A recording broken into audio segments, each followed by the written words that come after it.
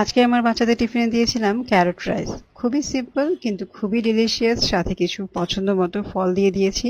তো চলুন আজকে সেই রেসিপিটা আপনাদের সঙ্গে শেয়ার করছি। আমি কিছু গাজর কুচো করে নিয়েছি, পেঁয়াজ নিয়েছি, আর সসেসগুলোকে একটু টুকরো টুকরো করে কেটে নিয়েছি। চাইলে আপনি মোটা মোটা টুকরো করতে পারেন।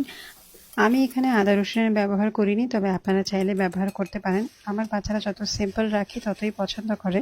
তো আমি প্রথমে বাটারের মধ্যে পেঁয়াজটা একটু সতে করে নিয়ে তার মধ্যে গাজর আর সসেসগুলো দিয়ে দিয়েছিলাম। এরপর একটা ডিম, গোলমরিচ আর সামান্য লবণ দিয়ে ফেটিয়ে নিয়ে ডিমটাকেও ঝুরে ঝুরে করে তার মধ্যে আগে থেকে বয়েল করে রাখা পোলাও অথবা সাধারণ ভাত দিয়েও এটা করা যায়। তো সবকিছু একসাথে মিক্স করে একটু টমেটো সস, একটু সয়া সস এবং তারপর নামানোর আগে এক ফালি লেবুর রস চিপে দিয়ে নামিয়ে নিয়েছি। এরপর ঠান্ডা করে ওদের টিফিন বক্সে সবকিছু সুন্দর করে সাজিয়ে দিচ্ছি। আমার বাচ্চারা ফ্রুটস খুবই পছন্দ করে, আর ওদের স্কুল থেকেও প্রেফার করে যেন টিফিনে ফ্রুটস দিই। তাই আমি বেশ খানিকটা কমলা আর আঙুরগুলো মাঝখান দিয়ে কেটে তার মধ্যে থেকে যে বড় বড় দানাদার বিচিগুলো থাকে সেগুলো ফেলে দিয়ে ওদের বক্সে দিয়ে দিই।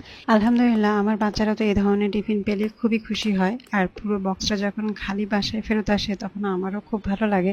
তো রেসিপিটা ভালো লাগলে অবশ্যই লাইক, ফলো এবং শেয়ার করে দিতে ভুলবেন না। আল্লাহ হাফেজ।